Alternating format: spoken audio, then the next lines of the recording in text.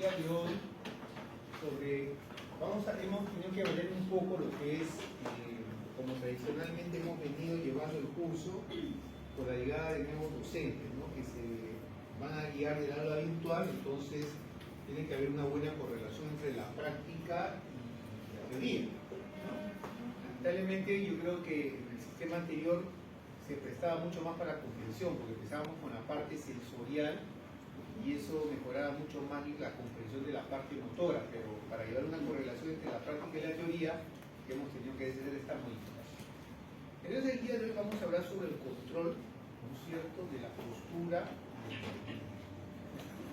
Y lo que sí quiero que tengan en cuenta de todo lo que vamos a conversar, que el movimiento, ya sea involuntario o voluntario, va a depender del patrón de descarga de la motoneurona alfa.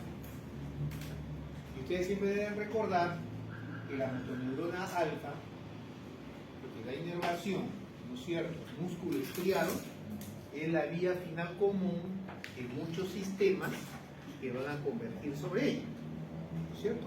Uno, centros superiores como la corteza, porque habíamos hablado que la vía piramidal está constituida por dos motoneuronas, ¿sí? También recibe información, ¿no es cierto?, de una interneurona a nivel medulular, que es la interneurona de Renshaw. Y también va a recibir información aferente, es decir, información propioceptiva, ¿sí?, proveniente de articulaciones, de músculos, etc. La primera idea. Vamos a ver que los movimientos pueden ser involuntarios o pueden ser voluntarios. ¿Sí? Pero cuando hablamos de los movimientos involuntarios, hablamos de los reflejos. Entonces vamos a tener que hablar sobre las propiedades generales de los reflejos. Y ya más adelante vamos a hablar del movimiento voluntario, cómo es el esquema motor, sobre el cual participan centros superiores. Los reflejos van a ser la base sobre la que se va a construir el movimiento funcional. Y aquí vemos la representación de un arco reflejo. El arco reflejo viene a ser los elementos, ¿no es cierto?, que van a constituir la actividad refleja. Vemos acá la presencia de un órgano sensitivo. En este caso, como vamos a ver, viene a ser el uso muscular, ¿ya? Y a nivel de este órgano sensitivo, que es el uso muscular o puede ser el órgano tendinoso de Golgi, se va a generar un potencial generador cuya magnitud va a ir en relación a la intensidad del estímulo, ¿sí? Y vemos que este órgano sensitivo está en relación a una neurona aferente. Término. Nosotros, cuando en neurología hablamos de aferencia, estamos refiriendo de aquello que va desde la periferia hacia el sistema nervioso central. Y hablamos de eferente cuando va del sistema nervioso central hacia la periferia. ¿Ya? Acuérdense, aferentes va de la periferia hacia el sistema nervioso central, en este caso la médula del cerebro, y eferente hacia el sistema nervioso central hacia la periferia. Entonces hay una ley que seguro ustedes nunca deben olvidar, que viene a ser la ley de Bell-Mayeni, que dice: todo lo que es sensitivo es aferente, es decir, va de la periferia hacia el sistema nervioso central, ¿sí? Y todo lo que es motor es eferente, del sistema nervioso central hacia el músculo. Estamos ahí, ¿ya? Y dice que las fibras sensitivas ingresan al sistema nervioso central por las raíces dorsales y las fibras eferentes salen por las raíces ventrales, ¿ya? Eso es neuroanatomía. Raíces dorsales llevan información sensitiva, raíces ventrales llevan información motora. Entonces vemos acá, tenemos un órgano sensitivo que viene a ser el uso muscular, ¿no es cierto? Va a llevar información. Acá está la primera neurona, que es una neurona aferente, en donde se pueden generar potenciales de acción que viajan hacia una central integradora, que en este caso viene a ser la médula espinal.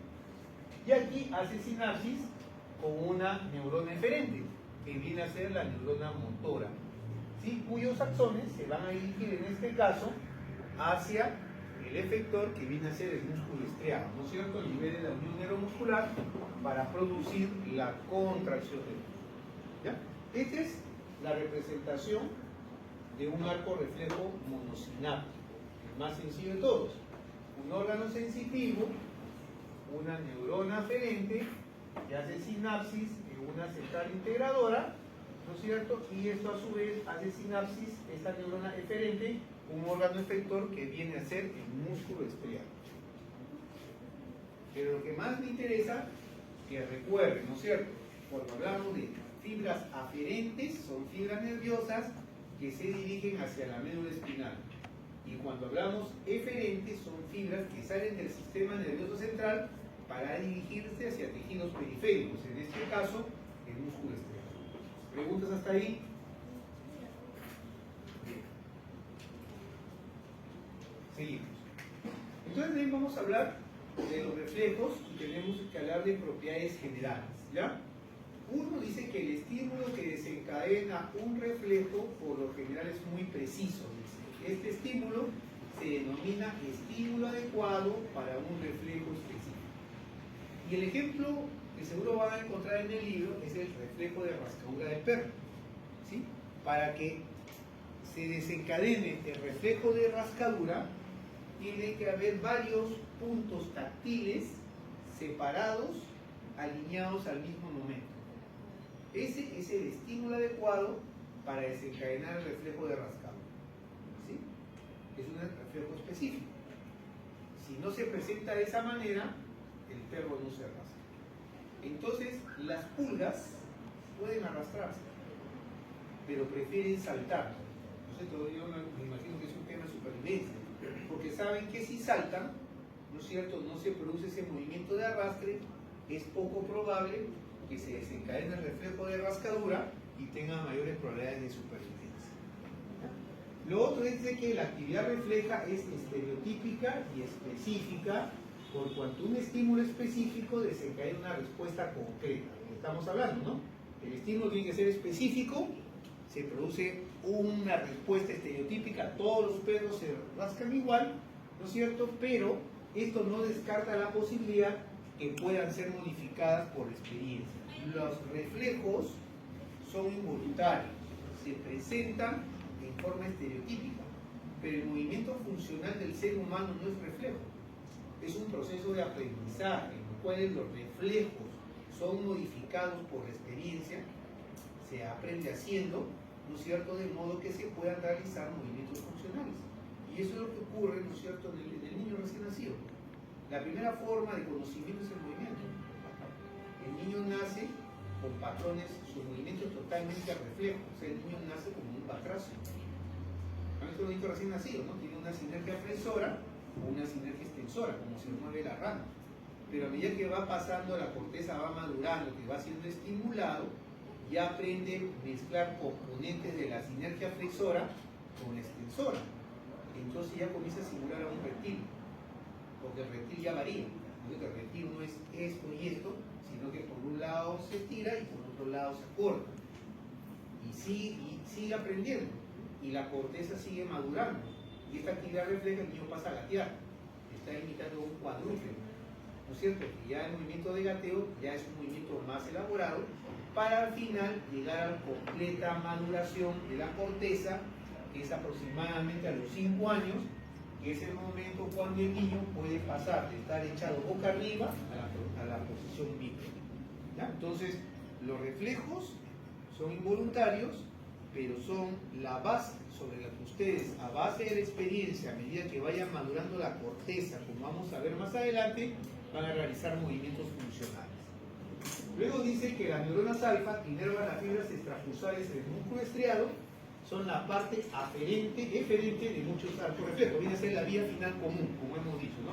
Tengo mi motoneurona alfa en el asta anterior, van a llegar las fibras de las neuronas de la corteza, van a llegar fibras de interneuronas de Renshaw, van a llegar fibras sensitivas provenientes de los músculos de las articulaciones, llevando información sensitiva. Bien, Vamos a hablar entonces, siguiendo con los reflejos, vamos a ver que hay dos tipos de reflejos, el monosináptico y el polisináptico, ¿ya? Y la forma más simple de reflejo viene a ser el monosináptico, como su nombre lo dice, ¿no? Recuerden, siempre asociar los nombres en medicina, en fisiología, tienen un fin no técnico, que ustedes se puedan recordar. Reflejo monosináptico está constituido por una sola sinapsis, es la forma más simple de reflejo, como lo que hemos representado acá, pero también es quizás el que tiene mayor utilidad clínica, ¿ya? Y vemos que el reflejo monosináptico más empleado en el campo clínico viene a ser el reflejo de estiramiento. ¿En qué consiste? Que cuando yo estiro un músculo, en este caso el bíceps, provoco una contracción refleja del mismo. Es un reflejo monosináptico.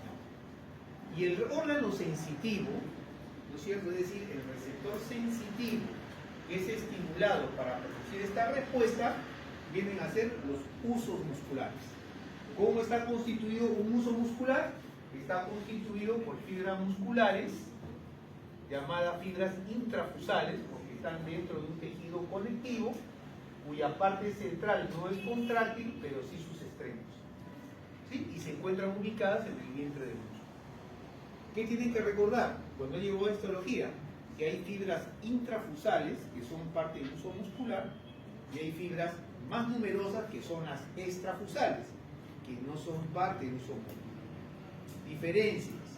Las fibras intrafusales del uso muscular no generan mucha fuerza contráctil, es decir, no participan mucho en la fuerza contráctil del músculo. Son más órganos sensitivos, que van a llevar información al sistema nervioso central sobre la longitud del músculo y la velocidad con que ocurren estos cambios en la longitud. Mientras que las fibras extrafusales, que son más numerosas, que se encuentran por fuera del uso muscular, son las que generan la fuerza contráctil, es lo que permite la contracción del músculo, ¿ya? Esa es una diferencia. Ahora, como les mencioné, vemos que las fibras intrafusales, ¿sí?, tienen sus extremos contráctiles. Y las fibras intrafusales también son de dos tipos. Tenemos estas que presentan una dilatación central, que vienen a ser las fibras de bolsa nuclear, y vemos estas que no tienen dilatación, que son las fibras de cadena nuclear. Y las fibras de bolsa nuclear tenemos que son las de fibras dinámicas, de dos tipos, y las fibras estáticas. Y que residen, ¿no es cierto?, tienen terminaciones nerviosas que constituyen fibras aferentes, tipo 1 a tipo 2. Pregunto, si estamos hablando que son fibras aferentes, ¿hacia dónde se van esas fibras, doctor? Estas fibras de tipo 2 y de tipo 1 son fibras aferentes. ¿Hacia dónde se dirigen? Hacia el sistema nervioso. Perfecto. Estas fibras sensitivas de tipo 1A y de tipo 2, ¿a quién pertenecerían?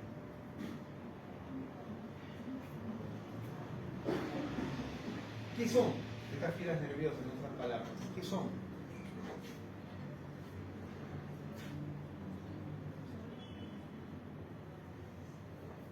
Doctora, ¿qué dices tú? ¿Ah? Perfecto. Así vamos, ustedes dicen, ya, es una neurona aferente. ¿Y dónde se ubica esta primera neurona aferente?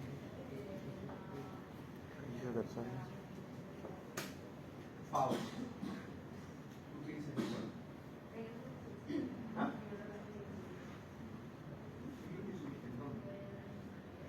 ¿Qué dices tú, doctora? Barnechea, ¿tú qué dices? Delegado en esa cara. Eso es lo que se llama pregunta que tipo A, tipo 1A y la rosa. ¿Cuáles son? No, ¿quién pertenecería? Son fibras. Pero quiero saber estas fibras de dónde salen. La doctora dijo que es una neurona aferente, yo le doy la razón. Pero ahora yo quiero saber dónde está esa neurona aferente. ¿Ah? No. Perfecto. En el ganglio de la raíz dorsal. Pues yo digo, la parte, de repente hubiera sido más conveniente de repente aclarar eso para comenzar con la parte sensitiva, ¿ya? Porque estamos hablando de propiocepción. Entonces, una cosa que hemos dicho, principios que nunca debemos olvidarnos. Uno, la ley de Bell-Manet, que hace que todo lo que es aferente lleva información sensitiva y entra por la raíz dorsal, y todo lo que es motor lleva información motora, sale por la raíz ventral. ¿Ya? Las vías motoras, la principal vía motora, como vamos a ver, es la vía córtico-espinal. Corteza hacia la motoneurona del asta anterior. También dice la vía piramidal, ¿por qué? Porque se recusa a nivel de las pirámides. Y las vías motoras siempre están constituidas por dos neuronas. Primera neurona motora, corteza o tronco, o tallo encefálico, y segunda neurona motora, asta anterior de la sustancia gris de la médula espinal. Por otro lado, y siempre son descendentes, por otro lado, las fibras sensitivas siempre son ascendentes, ¿no es cierto? Y van a estar constituidas por tres neuronas. De las vías sensitivas, como vamos a ver más adelante, pero para que tengan una idea, solamente me interesa dos cosas. Que se aprendan la vía del cordón posterior, que lleva información de la propiocepción, que ya hemos dicho es la conciencia que tienen ustedes, de la ubicación, de los segmentos corporales de su cuerpo en el espacio, que también lleva información sobre tacto, presión, ¿sí? La vía motora principal, que es la piramidal, y la vía espinotalámico anterolateral, que lleva información de dolor y temperatura. Yo sé que hay que llevar neuroanatomía, o sea, no sé, pero bueno, al menos yo solamente quiero que ustedes se acuerden de las vías motoras, la piramidal, y que se acuerden de la vía... Aló.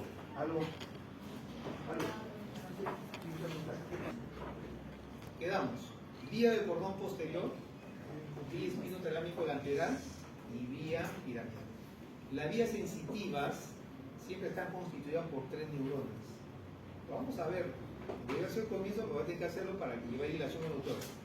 La primera neurona sensitiva, como en el caso de la propiocepción, o si quieren hablar de temperatura, siempre va a estar en el ganglio, la neurona que está ubicada en el ganglio de la raíz dorsal, siempre va a estar ahí.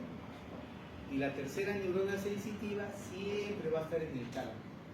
Lo que va a variar es la posición de la segunda neurona sensitiva, que en el caso del dolor, y esta neurona es una vedette porque muchos de los recursos o terapias para el dolor actúan a nivel de la segunda neurona sensitiva, va a estar en el asta dorsal de la sustancia gris de la médula espinal. Y la que lleva la información propioceptiva, la segunda neurona, va a estar donde en los núcleos de Golgi-Burdach, a nivel del bulbo raquídeo. ¿Ya? Pero eso deben tenerlo en mente, eso lo aprende, lo tienen cimentado, es bastante. ¿Ya? Porque ustedes van a ver cuando lleven semiología o cuando sean internos, que el neurólogo en emergencia, antes de pedir una resonancia, una tomografía o una electromiografía, lo que tiene que es su martillo de reflejos. ¿Sí? Porque con el martillito de reflejos, al evaluar los reflejos del paciente, va a evaluar la vía piramidal. ¿Sí? Saca la cabecita del martillo y va a encontrar una brocha tacto que está evaluando la vía del cordón posterior. Y la parte de abajo saca, hay una agujita, la vía espinotalámica lateral del dolor. Con eso, él ya inicia un diagnóstico topográfico, ¿no? Y ya comienza a pedir examen de margen, pero así de sencillo. Y eso también lo deben dominar ustedes, ¿no? Por lo menos saber si tiene una lesión de motoneurona superior o una lesión de motoneurona inferior. ¿Sí? Cómo está comprometida la sensibilidad del dolor, cómo está comprometida la sensibilidad de la propiocepción, para tener una idea de qué lado está la lesión. Sencillo. Si ustedes se acuerdan esas tres vías, yo creo que va a ser bastante también para cuando lleven semiología. Ahora, también vemos, ¿no es cierto? Entonces tiene estos tipos de fibras. La de tipo 1A, que son fibras sensitivas que se dirigen hacia la médula, se enrollan en las fibras de cadena de bolsa nuclear, tanto estáticas como dinámicas, como de la de cadena nuclear. Mientras que la de tipo 2, solamente con las de bolsas nucleares estáticas y de cadena nuclear. ¿Ya? Pero vemos también que el uso muscular recibe fibras eferentes, ¿no es cierto? Pues si son eferentes, estas fibras no van hacia la médula, ¿no es cierto? No, van hacia los músculos. ¿De dónde vienen entonces? Vienen del sistema nervioso y se van hacia el... ¿De dónde vienen? Del sistema nervioso de... periférico, central, Vienen de las raíces ventrales.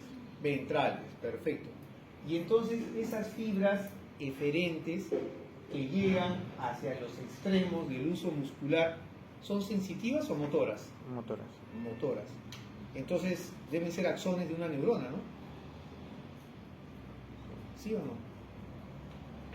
¿Qué dices tú, doctora? ¿Son axones de una neurona o no? Esas fibras, el doctor va bien. Doctor, son eferentes, son motoras. ¿Son axones de quién entonces? ¿Dónde estarían los cuerpos de esas neuronas que llegan hacia el uso muscular? ¿Ah? Ya, pues está bien. No, o sea, esos axones forman la raíz central, pero ¿dónde están los cuerpos neuronales que dan origen a esos axones? ¿Ya? Entonces, ¿qué serían? ¿Saben el acto anterior? ¿Qué serían? Motoras, ¿no es cierto? Son las segundas neuronas motoras. ¿Sí? Entonces, la segunda neurona motora que está en el asta anterior de la sustancia gris es la que da origen a estos nervios que van a dar inervación a los usos musculares. Y lo que sí tienen que recordar es que las neuronas motoras que están en el asta anterior son dos, son más, pero para ustedes nada más. Dos, alfa y gamma. Las alfa le van a dar inervación a las fibras extrafusales, que son las más numerosas y que son las que ocasionan la contracción del músculo, y las gamma dan inervación a las fibras intrafusales. ¿Sí? Llegan a los extremos contráctiles de las fibras del uso muscular. Hasta ahí vamos. ¿O alguna pregunta hasta ahí?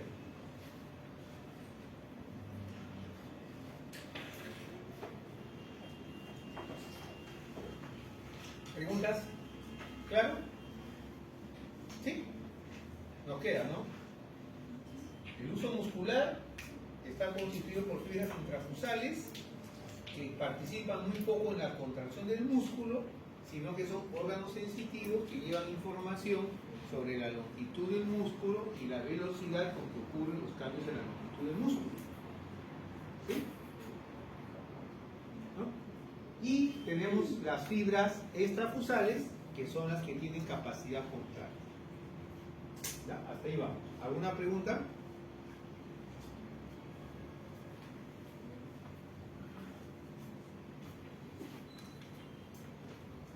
Bien.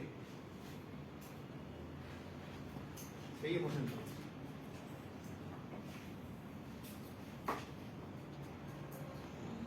Acá hay un dibujo bien difícil, ¿no? Lo tienen que saber interpretar. La conclusión de todo esto, sería bueno que también aprendieran a leer cuadros, es que dice que las fibras 1A son muy sensibles a la velocidad del cambio de longitud muscular. Es una respuesta dinámica, es decir, hemos visto las fibras de tipo 1A, ¿no es cierto? Llegan o están en contacto con los tres tipos de fibras intrafusales. Entonces dice que son muy sensibles a la velocidad del cambio de la longitud muscular, es decir, descargan más mientras el músculo, por decirlo así, se va estirando. ¿Sí? Entonces permite respuestas correctivas rápidas. ¿Ya? Mientras que por otro lado, la fibra 2 lleva información sobre la longitud del músculo en estado de equilibrio dinámico. ¿Qué significa? Que las fibras de tipo 2 llevan información o descargan más son cuando el músculo está estirado en forma sostenida. En resumen, lo mismo, ¿no? Los usos musculares, ya sea por las fibras de tipo 1A o de tipo 2, van a llevar información hacia el sistema nervioso central, principalmente hacia la corteza sensitiva que está en el lóbulo parietal, sobre la longitud del músculo y la velocidad con que ocurren los cambios en la longitud del músculo. ¿Sí? Fácil. Bien, ahora vamos a hablar sobre la motoneurona gamma, dice, porque hemos visto, ¿no? Que el uso muscular recibe inervación de la motoneurona gamma. Entonces dice que la contracción de la motoneurona gamma no produce una contracción detectable en los músculos. ¿Por qué? Porque hemos dicho que la motoneurona gamma da inervación principalmente a las fibras intrafusales que tienen, por decirlo así, poca fuerza contráctil, son más órganos sensitivos, ¿no?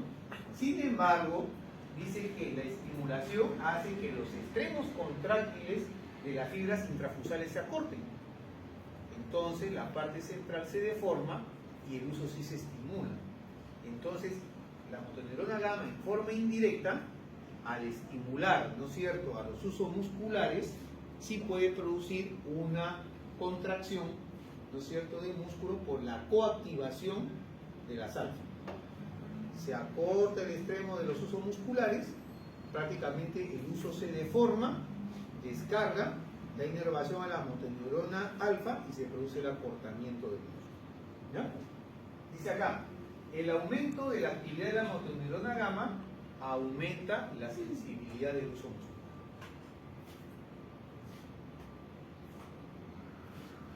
Y vuelvo a repetir, o sea, prácticamente, ¿cuál es la función del uso muscular? A ver, ¿quién estaba atento? Doctor, ¿cuál es la función del uso muscular? ¿Cómo la resume? Así, función del uso muscular.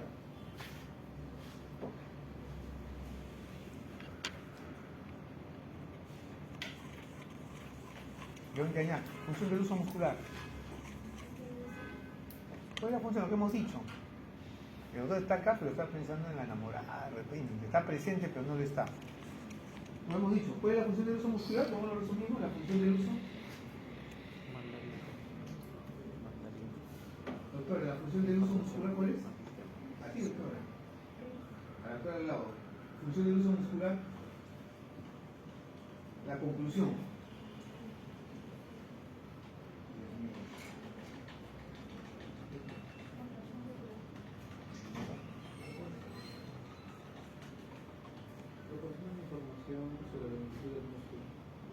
Sencillo. Entonces, ¿son propioceptores?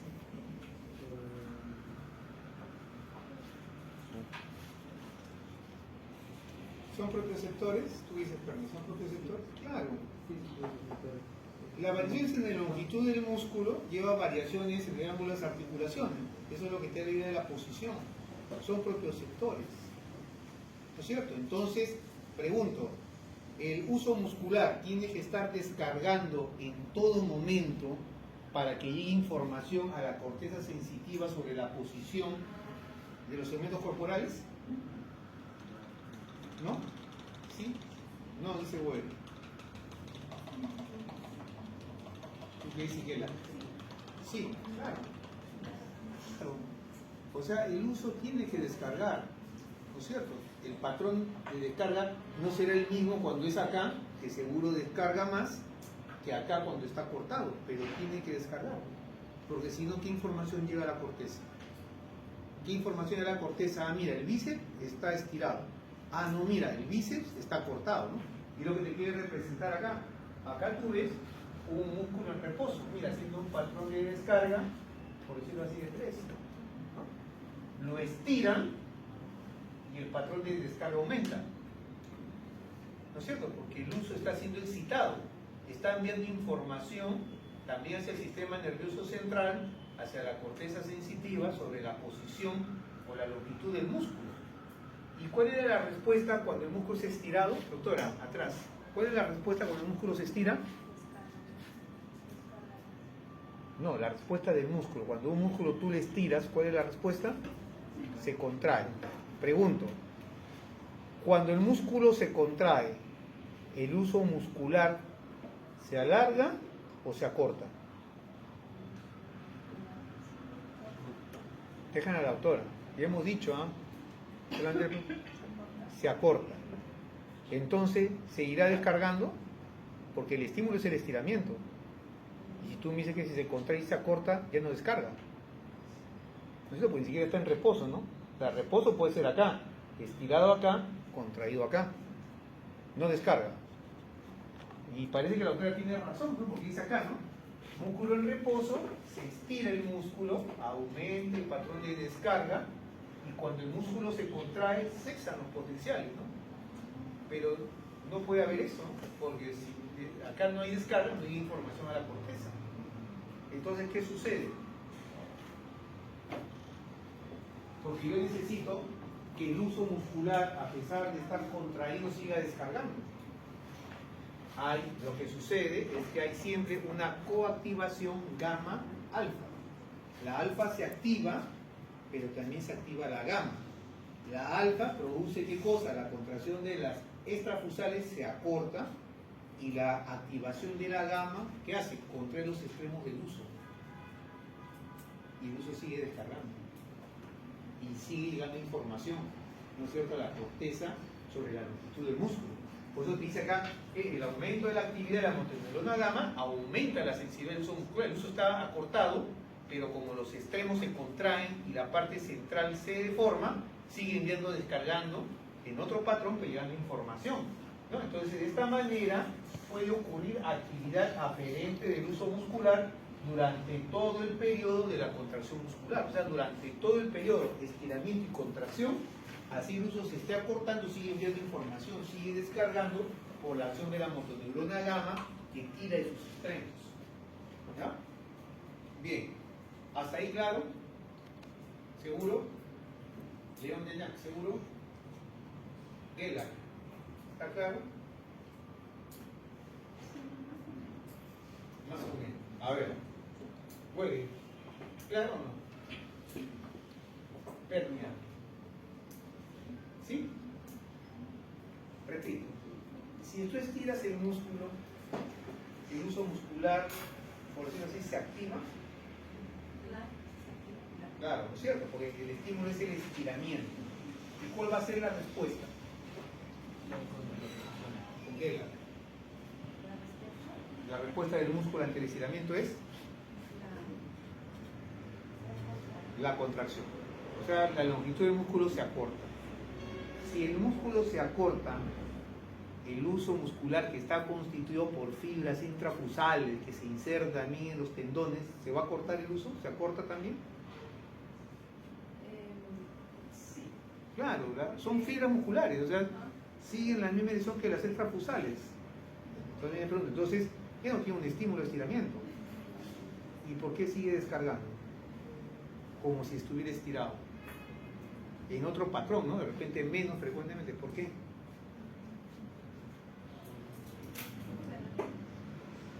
Por la actividad. Cuando el músculo, a ver, si el músculo se estira, ¿no es cierto? ¿Por qué se contrae? ¿Quién es activo? O sea, el uso muscular descarga, pero ¿quién produce la contracción del músculo? ¿Quién inerva a las fibras extrafusales, que son las que se contraen?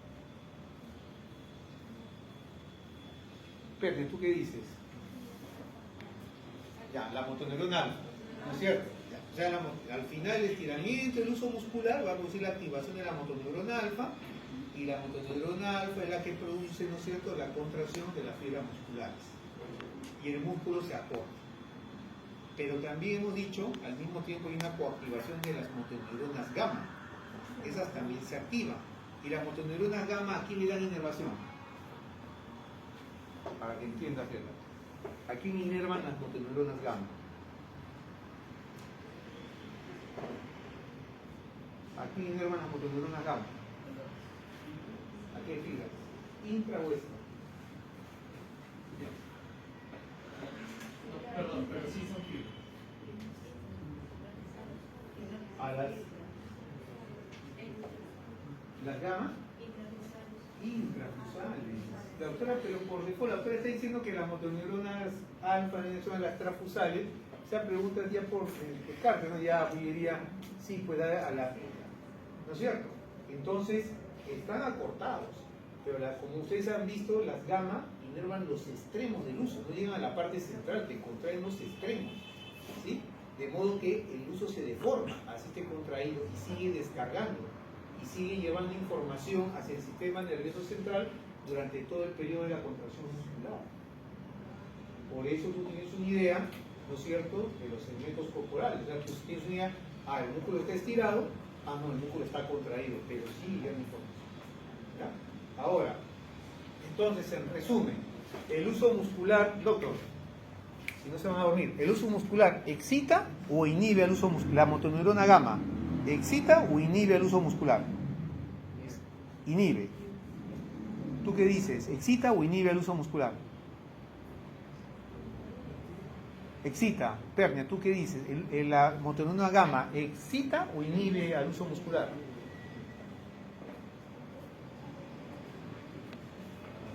Por todo lo que has visto ahí, ¿cuál sería tu conclusión?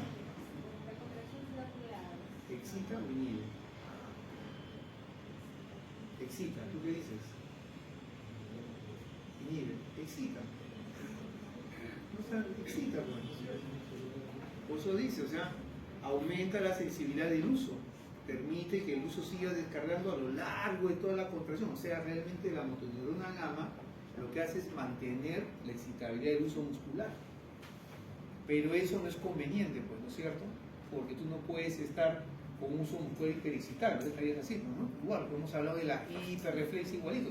La hiperreflexia es producida por la hiperexcitabilidad del uso muscular. Estiras el músculo un poquito y se contrae, ¿no? ¿Quién inhibe a la motoneurona gamma o quién controla a la motoneurona gamma? ¿Quién dice estate quieto? Está bien que mantenga la excitabilidad porque es necesario, ¿no? El uso muscular, o sea, el tono muscular depende del uso muscular.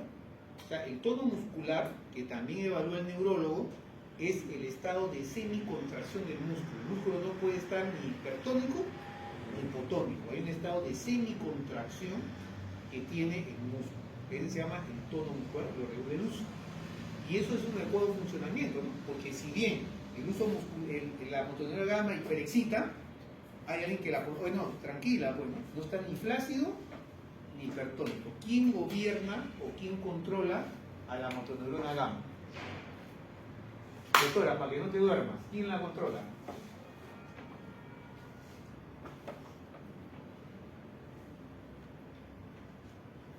¿Quién controla la motoneurona gamma?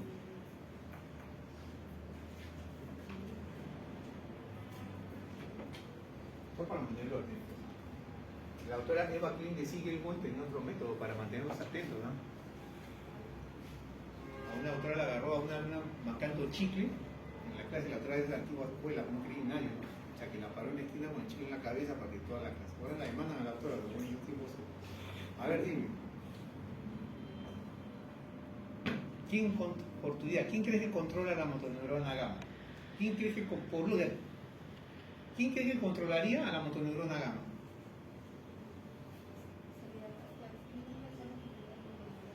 Perfecto, claro. Yo diría por lógica, si la vía piramidal tiene dos neuronas, la primera neurona motora, que está en la corteza o en el tronco encefálico, es la que inhibe a la motoneurona gamma para que el uso muscular no esté hiperexcitado. ¿Sí? Entonces, doctora, si hubiera una lesión, un paciente, aquí doctorita, si un paciente tiene un SB, enfermedad cerebrovascular, lo que llaman derrame, y la motoneurona muere, pero la primera neurona motora, ¿no? ¿Cómo encontrarías al uso muscular? ¿Hiperexcitable o hipoexcitable?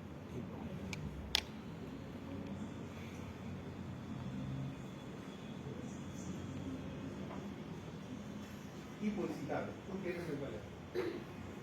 Hiperexcitable. ¿Qué dices? Hiperexcitable. ¿Quiénes dicen hiper? ¿Quiénes dicen hipo? Transferar la colina. Claro, estaría hiperexcitable. Por eso, las lesiones de la primera neurona motora van a cursar ¿con qué? Con hipertonía, pues hay un aumento del tono muscular y con hiperreflexia. Porque la acción de la motoneurona gamma está liberada, el uso muscular está hipersensible y ante cualquier estiramiento hay un aumento de los reflejos o un aumento del tono muscular. ¿Sí?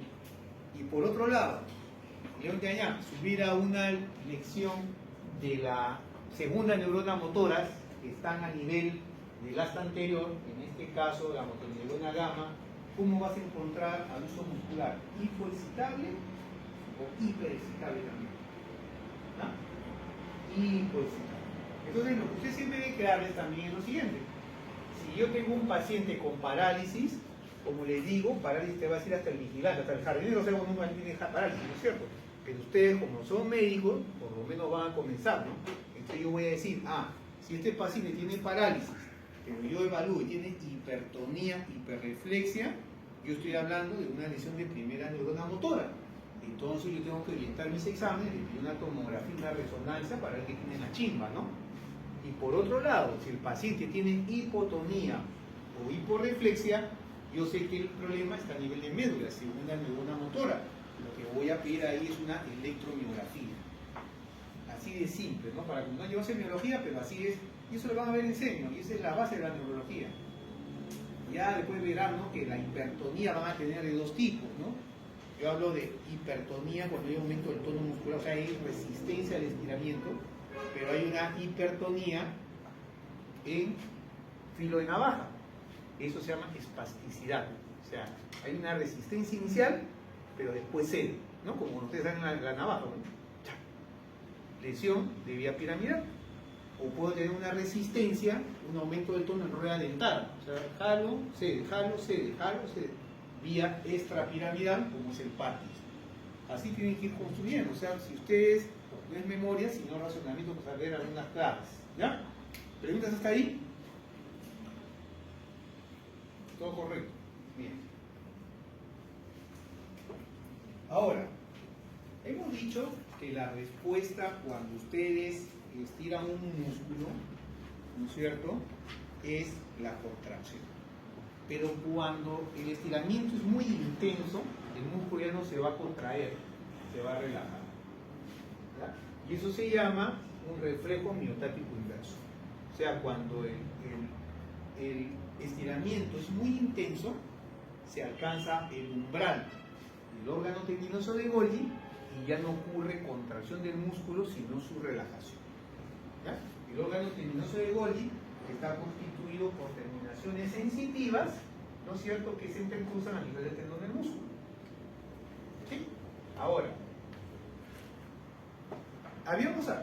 no hemos visto la parte sensitiva, ¿ya? Pero también siempre hemos visto que para un reflejo, cuando tenemos un órgano sensitivo, tiene que haber un estímulo adecuado.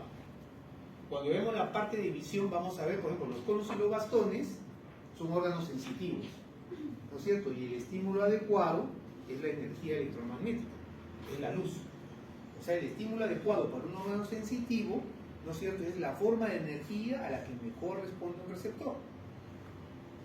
En el caso del reflejo miotático, el estiramiento no es un reflejo, porque los conos responden a la luz, pero también responden a estímulos mecánicos. Pero tendrías que apretar muy fuerte los ojos, así, para poder producir la respuesta de los conos y bastones. No es el estímulo adecuado, responden mejor a la luz. Responden a un umbral más bajo, a la energía electromagnética. El estiramiento para activar a los órganos tendinosos de Golgi es muy alto, pues no lo van a ver en condiciones fisiológicas, es algo que le quiera romper el brazo. No es un estímulo adecuado. El estímulo adecuado para el órgano tendinoso de Golgi es la contracción muscular.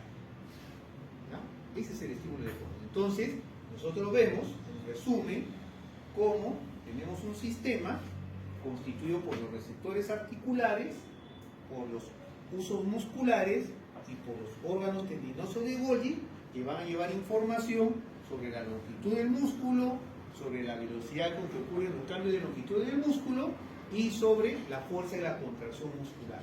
O sea, todo eso es información propioceptiva. ¿Ya? Eso es importante. Ahora, para recordar un poco las vías. Acá hay un ejemplo más esquemático. Tengo el músculo. El músculo se estira. Al estirarse, ¿sí?, se estimulan los usos musculares. Entonces se generan impulsos nerviosos que a través de la fibra 1A viajan por este nervio para ingresar por la raíz dorsal. Acá está la primera neurona sensitiva, que es el ganglio de la raíz dorsal. Envían sus axones que hacen sinapsis con esta motoneurona alfa, que da inervación al músculo que se está estirando, produciendo su contracción. ¿No es cierto? Ese es el reflejo miotático.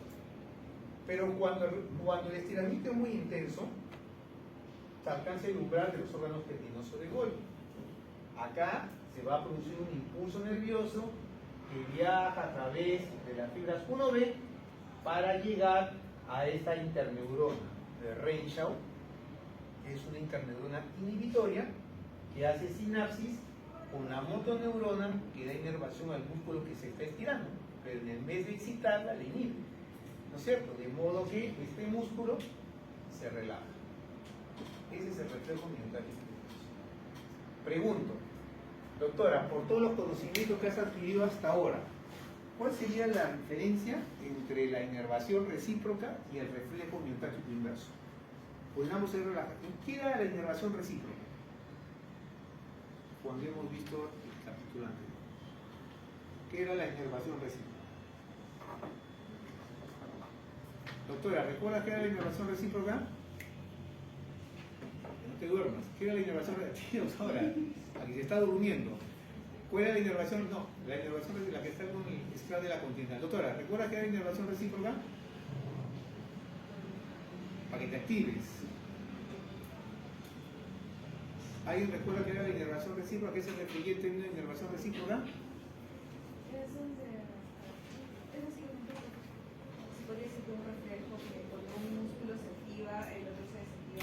Perfecto, es una respuesta, ¿no? La contracción del músculo agonista requiere la relajación del antagonista. ¿Y qué diferencia hay entonces en la inervación recíproca con el reflejo miotático inverso? En este caso es en lo que ya se hace. Perfecto, que en el caso del reflejo miotático inverso, la relajación no es del grupo antagonista, sino del mismo músculo que se está estirando. Por eso, cuando hay pacientes que tienen parálisis o tienen una hemiplegia espástica, que tienen pues, músculos hipertónicos, lo que van a hacer para relajarlo es mantener un estiramiento sostenido, ¿no? ¿Por qué? Porque se alcanza el umbral de los órganos tendinosos de Golgi y logras una relajación refleja del músculo que está espástico. ¿Ya? Pregunta, entonces, ¿qué sería lo más, qué es lo fisiológico? ¿El reflejo miotático inverso o la inervación recíproca? Doctora, contéstame. ¿Qué es lo fisiológico? ¿El reflejo miotático inverso o la inervación recíproca? Por todo lo que hemos comentado. El tema es escuchar y llegar a conclusiones, ¿no? ¿Qué sería lo más fisiológico para mí? Lo que más se presenta, la inervación recíproca o el reflejo miotático inverso. ¿Y por qué?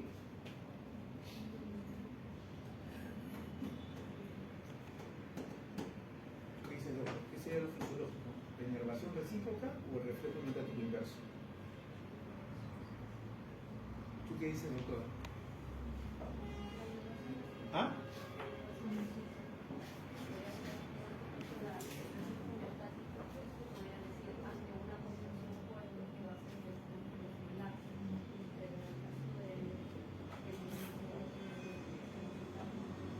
Bien, claro.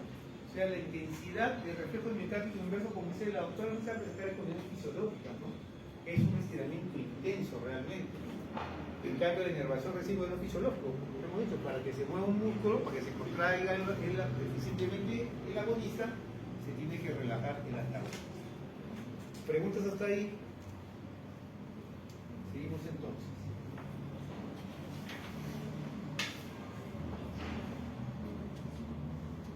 Bien, hemos hablado sobre los reflejos monosinápticos y ahora vamos a hablar sobre los reflejos polisinápticos. Y vamos a hablar principalmente del reflejo de retirada. ¿Ya? El reflejo de retirada es un reflejo de protección, ¿no es cierto? ¿En qué consiste? Que cuando tú estás en contacto con un estímulo lesivo o potencialmente lesivo, el miembro afectado se flexiona, o sea, para alejar el miembro de este estímulo. ¿Sí? Entonces es un reflejo protector. Y es un reflejo polisináptico, o sea, involucra ¿qué cosa? La flexión de la rodilla, la flexión de la cadera.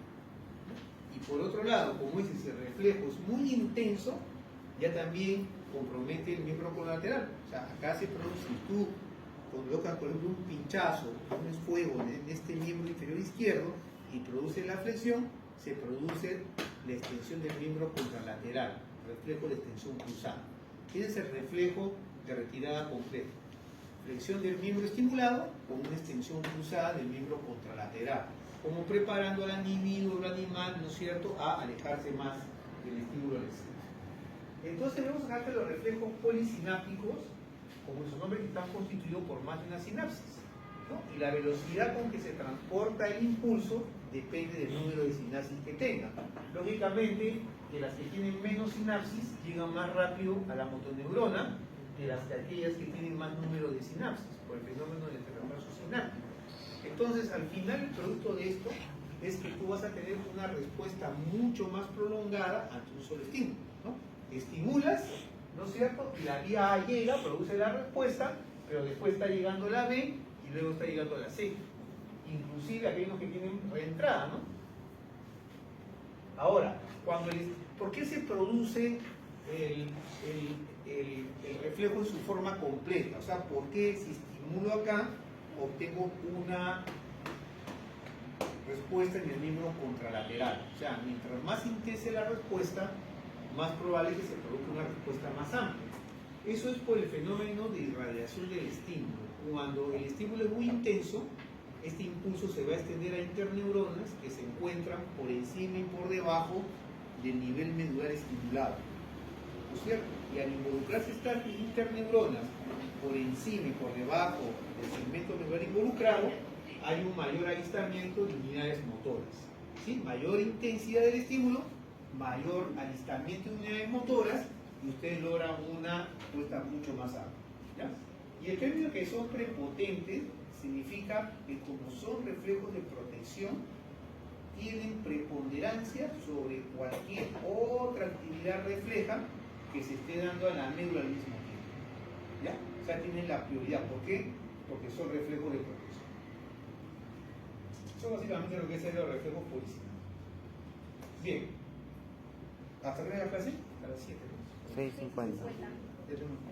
Vamos a tomar unos 5 minutos y vamos a seguir con otra parte, para estar con nuestro grupo. ¿Preguntas hasta ahí, doctores? ¿Todo claro? Ahora, ya hemos visto la parte refleja, ¿ya? Ahora en la siguiente parte vamos a hablar sobre cómo es el control voluntario de la postura de movimiento. Y lo que nos debe quedar es este esquema general, ¿ya? Primero, que la idea del movimiento tiene lugar en las áreas corticales de asociación, ¿ya? Como puede ser la zona suplementaria. Entonces, ahí tiene idea, ahí nace la idea del movimiento.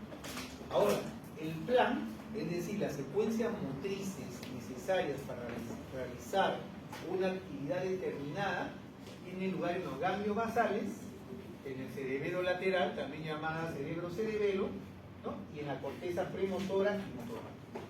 Aquí es donde nacen los planes que a través de la vía córtico-espinal y córtico-vulvar, ¿sí?, va a producir, ¿no es cierto?, el movimiento, porque la vía córtico-espinal va de la corteza motora hacia las neuronas del asta anterior, y como ustedes han visto, es la vía final común hacia el músculo. O sea, de la descarga de la motoneurona alfa depende la contracción muscular, ¿ya? Y también van a sus homólogos de los pares craneales, ¿no es cierto? Y no les pregunto cuáles son los pares craneales motores, ¿o sí? Doctor, tiene un par motor craneal. Un par craneal motor. Te pueden preguntar en el ENAM cuáles son los pares craneales motores. Tiene uno. ¿Ah? Ya, culomotor. Otro. Lo de los ojos, sácale de los ojos, no me interesa mucho. No me digas ni el tercero, ni el cuarto, ni el sexto, que son los oculomotores. Otro que sea motor. Otro par craneal motor. Gela.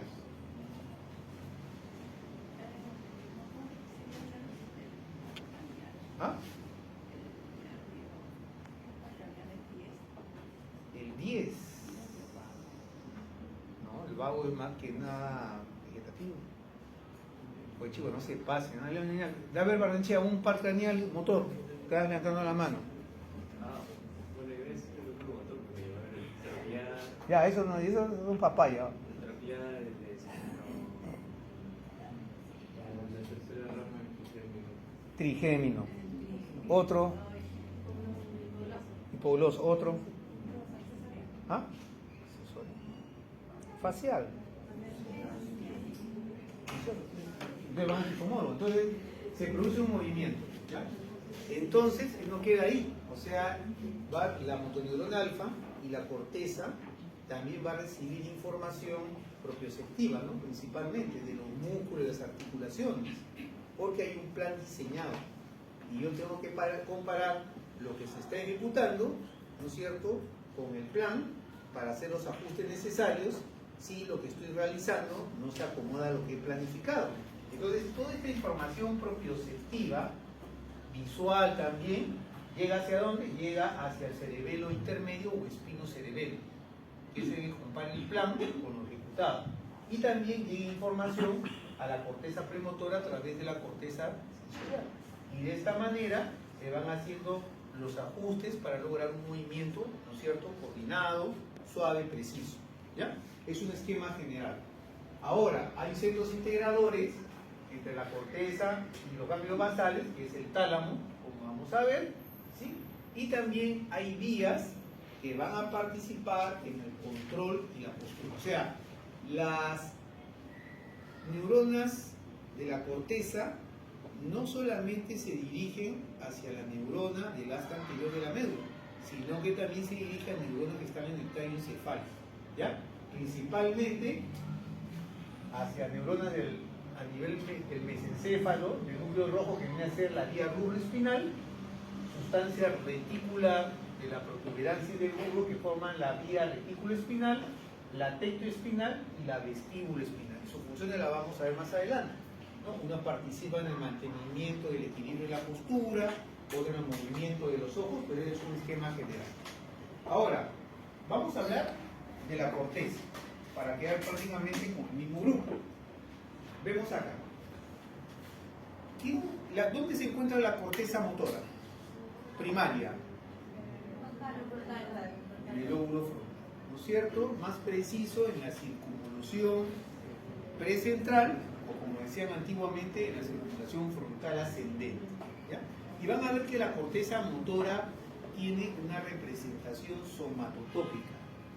¿Qué se refiere el término somatotópico? Es una distribución topográfica en la cual cada parte del cuerpo tiene una representación en la corteza motora. Y ustedes ven que básicamente los pies están representados, los miembros inferiores en la parte superior de la circunvolución, ¿no es cierto? Y la cara es en la parte inferior. Pero no solamente eso, no solamente hay una distribución topográfica, sino que el área representada, el área, tienen relación, ¿no es cierto?, al uso de esas partes en la realización de actividades que sobre todo en nosotros nos diferencia del resto de animales.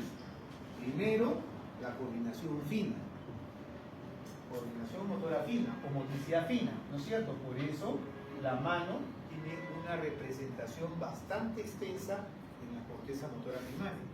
Y luego otra actividad que nos diferencia de otros animales es el lenguaje. Por eso la cara, los labios, la mandíbula, la lengua, tiene también bastante representación. Esa viene a ser la representación, ¿no es cierto?, somatotópica en la corteza motora primaria. ¿Qué es lo que van a realizar en la práctica? ¿Cuáles son las funciones? La corteza motora primaria salen las órdenes donde se ejecutan los movimientos. ¿Dónde está? Como hemos dicho, es una circunvolución precentral, delante de la cisura, ¿no es cierto?, central, ¿ya? Luego, por encima del símbolo, la zona motora suplementaria. No les voy a decir dónde está el símbolo porque se acordarán seguro. Pero es donde se planifica el movimiento. Se planifican las secuencias motrices para realizar una actividad determinada. La corteza premotora también se encuentra en el lóbulo frontal, ¿sí?, y establece la postura al inicio de un movimiento planificado. Y lo que resulta importante es que también, ¿no es cierto?, participa en la función motriz la corteza parietal posterior. O sea, el área sensitiva primaria también participa. Por lo que hemos dicho, es importante que llegue información a la corteza motora y premotora, ¿no es cierto?, sobre la distribución de los segmentos corporales, o sea, cómo se está realizando el movimiento. ¿Ya? Eso es lo principal. Ahora,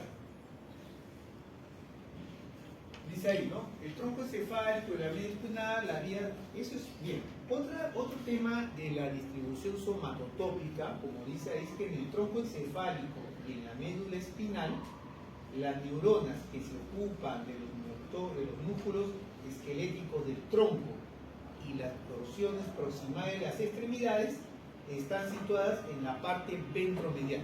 O sea, si tenemos el asta anterior, ¿no es cierto? Acá las neuronas motoras, las que dan inervación al tronco y a las porciones proximales de las extremidades, en otras palabras, los músculos que se encargan de la postura y de la motricidad gruesa, se encuentran hacia la parte medial, ¿sí? Mientras que las neuronas que dan inervación a los músculos distales, es decir, a la motricidad fina, se encuentran hacia la parte lateral. O sea, esta distribución somatotópica también se respeta a nivel del tronco encefálico y la médula espinal. Y luego vamos a hablar de la vía córtico-espinal, ¿no es cierto?, que es la principal. Nace en el área 4 del giro precentral o circunvalación frontal ascendente, y vemos que a nivel baja por la corona radiada, la cápsula interna, y a nivel de la pirámide del bulbo raquídeo, casi el 80% de las fibras se decusan hacia el lado contralateral. ¿Para qué? Para hacer sinapsis con neuronas del asta anterior que se encuentran hacia la parte lateral.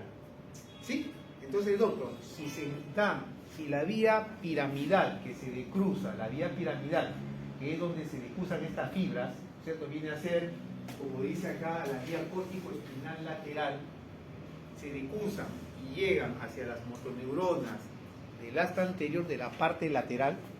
Esta vía córtico-espinal lateral, o piramidal más o menos dicho, se encarga de la motricidad gruesa o la motricidad fina.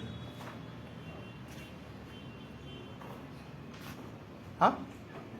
Fina, ¿no es cierto? Mientras que hay un 20% de haces córtico-espinales que no se decrusan hasta llegar al nivel medular, en donde van a hacer sinapsis con estas neuronas que dan inervación básicamente a los músculos proximales que se encuentran hacia la parte medial. Por ende, ¿no es cierto?, el haz córtico-espinal ventral, es decir, que no se decursa hacia las pirámides y que ocupa el 20% de las fibras, participa más en la motilidad gruesa o en el mantenimiento de la postura. ¿Ya? ¿Preguntas hasta ahí?